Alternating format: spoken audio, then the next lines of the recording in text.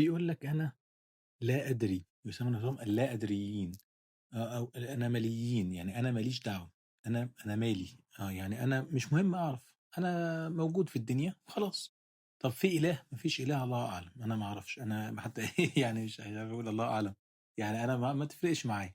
إذا كان في إله خلقنا خير وبركة، إذا ما كانش في إله خلقنا خير وبركة، أصل الموضوع بالنسبة لي 50% 50%، أنا مش متأكد ومش عايز أعرف. ده برضه نوع من الإيه، من إن أنا عايز أوجد لنفسي حجة إن أنا ما أعبدش حد، مش عارف ومش عايز أخش في صدام مع حد. أنتوا بتقولوا في إله وبتعبدوه، أهلا وسهلا. أنت بتقول ما فيش إله وما بتعبدوش، أهلا وسهلا. أنا مع نفسي. لا، هو أنت كده بتقول ما فيش إله. هو ال الشك ده أو الظن ده ما هوش إيمان. والموضوع لا، هو مهم، مفيش حاجة اسمها ومش مهم إن أنا أعرف. أنا أعيش كده زي ما الحيوانات عايشة، باكل بشرب بموت وخلاص. لا، ليه لازم مهم تعرف؟ ليه؟ ده أهم سؤال لازم تسأله لنفسك، وما ينفعش تهرب منه، ما ينفعش تأجله، ما ينفعش تلغيه، لأن هو ده النبأ العظيم، هو ده أصل حياتك. أنت عايش ليه؟ ده أصلا السؤال الأهم في حياتك كلها. وبعدين أنت متأكد أنت هتموت، دي ما فيهاش شك.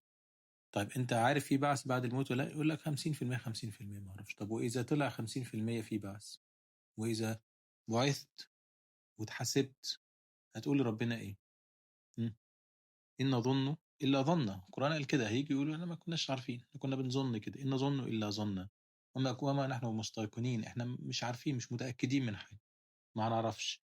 تمام. يسألوا من إلهك من ربك، لا أدري.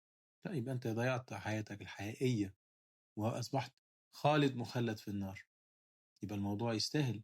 إذا كان إجابة السؤال ده هتخليني إما خالد مخلد في الجنة أو خالد مخلد في النار، يبقى لا، لازم أعرف، لازم إن أنا إيه، أفكر في النقطة دي وأفهمها كويس وأتأكد منها كويس جدا. ده أهم من إن أنا أعرف اسمي إيه وأهلي مين وبلدي إيه. أنا لازم أعرف، ما ينفعش أعيش كده. تمام. طب أنا ربنا ميزني بعقل، والعقل ده هو المسؤولية، هو ده الأمانة، هو ده حرية الاختيار اللي ربنا اداها لي، إن أنا لازم أشغل عقلي هذا في إني أصل إلى الحقيقة، إني أتفكر وأصل إلى من خلقني. تمام. الثلاث أسئلة الكبرى اللي بنقول عليهم، إنك تسأل نفسك في خالق ولا مفيش خالق. هتبص في الكون تلاقي لا، في خالق. تبص في نفسك، هذا الكون وهذه الكائنات لابد أن يكون في حد كونها وخلقها. طيب الخالق ده صفاته إيه؟ لازم يكون إله واحد عليم حكيم قوي حي، لا يحتاج في وجوده إلى خالق، ولا يحتاج إلى إن هو يكون ليه خالق. لازم يكون يعني فرد صمد، لازم يكون لا يلد ولا يولد، لازم. وبعدين طب الإله ده هو مين؟ ربنا قال لنا وأخبرنا عن نفسه. طب إيه الدين الحق؟ الإسلام. شوف أدلة الأديان كلها، لاقي الإسلام خاتم الأديان، ومعجزة خالدة حتى الآن بين أيدينا، القرآن الكريم.